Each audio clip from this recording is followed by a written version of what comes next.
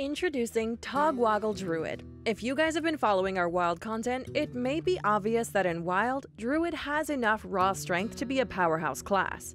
The core of the class allows it to contest token-based decks with cards like Swipe and Spreading Plague, against burn decks with armor gain from Branching Paths and the new Ferocious Howl card, and against control decks with its intense amount of draw. While the core of all control Druid decks have stayed consistent, the win conditions are what set each variant apart. For Wild in the Year of the Mammoth, there were 3 that had been the most successful, including Malygos, Jade, and Fatigue. Now, with the introduction of the Witchwood, Control Druid has been given another win condition, and at the moment, it's arguably the strongest variant so far. Its name is Togwaggle Druid. Now hear us out. The deck has been upgraded from its status as Resident Druid meme from last expansion to a viable deck, strong enough to beat almost every deck on the ladder. For those who are not familiar with King Togwaggle, his majesty swaps your remaining deck with your opponent's deck. This is what our deck tries to take advantage of. We attempt to draw our deck as quickly as possible, then swap decks with our opponent, giving them worthless draw cards or even putting them into fatigue while we kill them with the threats from their own decks. However, they are also given a 5-mana ransom card which can swap the decks back to their original owners. In the past, the strategy to stop them from getting their deck back was to get them to fill their hand with 10 cards through Cold Light Oracle and Naturalize, then swapping decks so they don't get the ransom card into their hand. This unfortunately proved very difficult to do successfully, and the deck itself was shelved and pretty much considered a Tier 5 meme deck. Fortunately for us, the Witchwood gave us Azalina Soul Thief, which can copy your opponent's hand, giving us a copy of the ransom. This breathes life back into the deck and pushes it into being a viable archetype. The deck plays similarly to how Malygos Druid used to in the past by leveraging the one-time combo potential that Aviana and Kun gives us. The main game plan for the deck now, once you've drawn through your deck to assemble your combo, is to play Aviana to set our minions to 1 mana, Kun to refresh our mana crystals, King Togwaggle to swap decks with your opponent, then Azalina Soul Thief to copy your opponent's hand. From here, your opponent starts drawing what's left of your deck, which consists of only draw cards, if anything at all, while you draw your opponent's deck and have his hand too.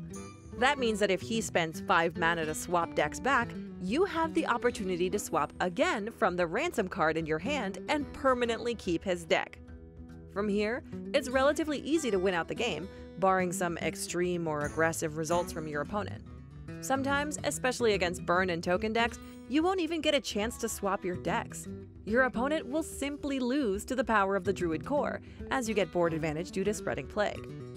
This strategy may seem crazy, but some Wild players have seen great success from this deck, and at the moment it looks stronger than both Fatigue Druid and Malygos Druid.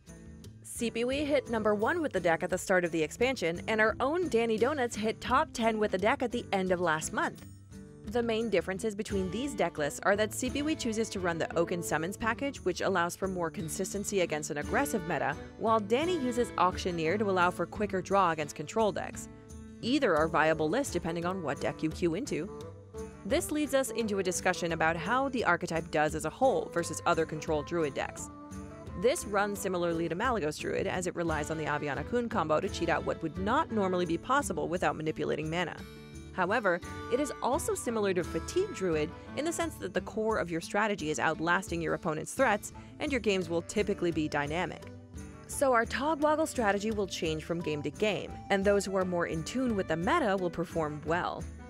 In other words, Danny claims that this deck has a higher skill cap than what we're used to in Wild. Rather than bullishly drawing toward your OTK with Malygos and ending the game once all pieces are assembled, you sometimes need to hesitate from pulling off your combo in order to completely seal your opponent out and deny them any outs. Additionally, you have some dynamic properties with the deck that Malygos Druid lacks. For instance, if you want to swap decks earlier, you can skip Kun entirely by using Aviana, Togwaggle, Innervate, and Azalina.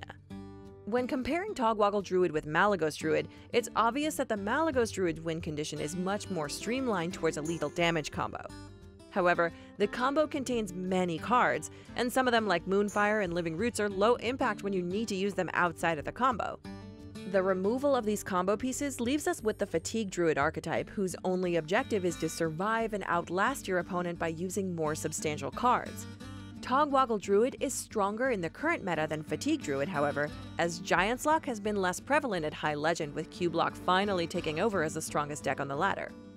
Against Cube Lock, Fatigue Druid has a hard time because it has to deal with many assorted threats at the same time, including 2 big waves of threats in the forms of N'Zoth and Blood Reaver Gul'dan. Because of this, you need to get to the end of your deck more quickly and win through Jade pressure, which is tricky to do.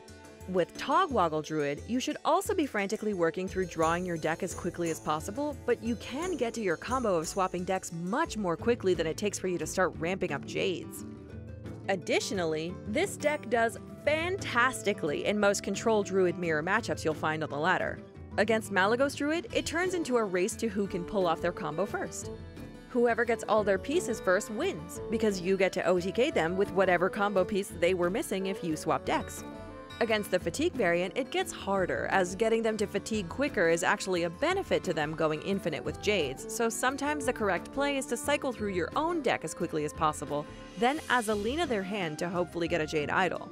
If you do, you can start going infinite with your own copy of Jade Idol before they get a chance to deck themselves. As for the Togwaggle versus Togwaggle mirror match, these can be harder to navigate. Obviously, if someone gets a combo off early, they win, but if not, the matchup can actually be won through board battles with Poison Seeds and Spreading Plagues, with the threat of fatigue looming over both players. Danny notes how interesting it is to see how the strong core of Druid allows for crazy archetypes like this to persist and evolve from the static Malygos Druid combo that was the principal Control Druid deck for the past few expansions. By replacing a few cards, we increase the skill cap of the deck and its competitive viability. It makes us wonder what other decks may move from meme status to ladder dominator with just 1 or 2 strong cards from future sets. Stick with us at Tempo Storm to see when these decks get discovered. As always, please leave a like if you enjoyed this video and join the discussion in the comments below. Let us know what you would like us to cover in our next deck introduction. Finally, don't forget to subscribe to stay up to speed with all of Tempo Storm's Hearthstone news and content. Thanks for watching.